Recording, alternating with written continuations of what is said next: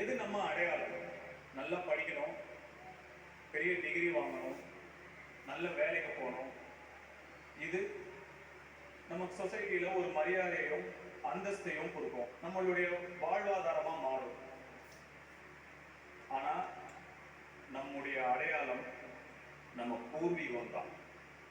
நம்மளுடைய அப்பா, தாத்தா, பாட்டன், முப்பாட்டன், கூட்டன் இவங்க எல்லாரும் வாழ்ந்த வாழ்க்கை வெறும் கதையா காத்துல அப்படியே கரைஞ்சு போயிடக்கூடாது. அடுத்தடுத்து வர தலைமுறைக்கு அது நினைவுகளா தொடரும். இந்த முன்னோர்களோட மூச்சு காத்தும் நம்ம மண்ணோட சாமியும் சேர்ந்ததுதான் குலதெய்வம். இங்க இருக்கிற எத்தனை பேரு உங்க குடும்பத்தோட, உங்க குழந்தைங்களோட, உங்களோட பெற்றோர்களோட குலதெய்வம் கோயில் போய் வழிபாடு பண்றீங்க அப்படின்னு எனக்கு தெரியாது. பண்றவங்களுக்கு வாழ்த்துக்கள், பண்ணாதவங்க தயவு செஞ்சு பண்ணுங்க, தயவு செஞ்சு பண்ணுங்க. இது ரொம்ப முக்கியம்.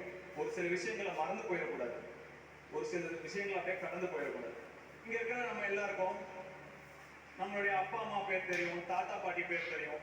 அவங்களோட அப்பா அம்மா, அவங்களோட தாத்தா பாட்டி வாய்ப்பு ரொம்ப கம்மி. ஒரு சிலர் தெரிஞ்சிருக்கலாம், வாய்ப்பு ரொம்ப கம்மி. நம்ம பிள்ளைங்களை நம்ம குலதெய்வம் கோயிலுக்கு கூட்டிட்டு போய் அவங்களோட வாழ்க்கையையும் வந்த வழியையும் அவங்களுக்கு எடுத்து சொல்லி அந்த குலதெய்வத்தோட அருளோட நம்ம பிள்ளைய வளரும்.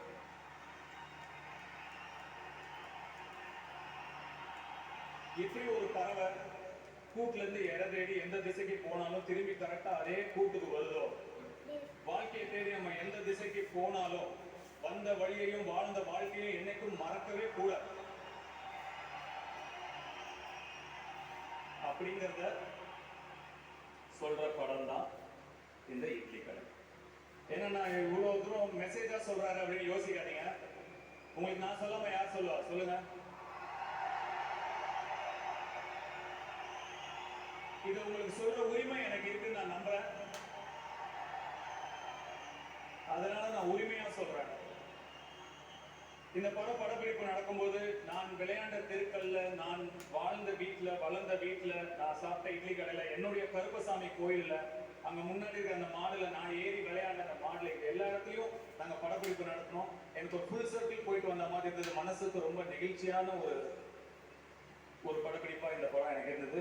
It's a very personal film for me. இதுல என்னோட பாட்டியே கூட நடிச்சிருக்காங்க ஒரு சீன்ல. என்னோட அம்மாவோட அம்மா அவங்களே ஒரு சீன்ல நடிச்சிருக்காங்க. நிறைய ரசிகர்கள் நான் இப்ப சந்திக்கிறேன். நம்ம ஒருத்தர் புகைப்படம் எடுத்துக்கிறோம்.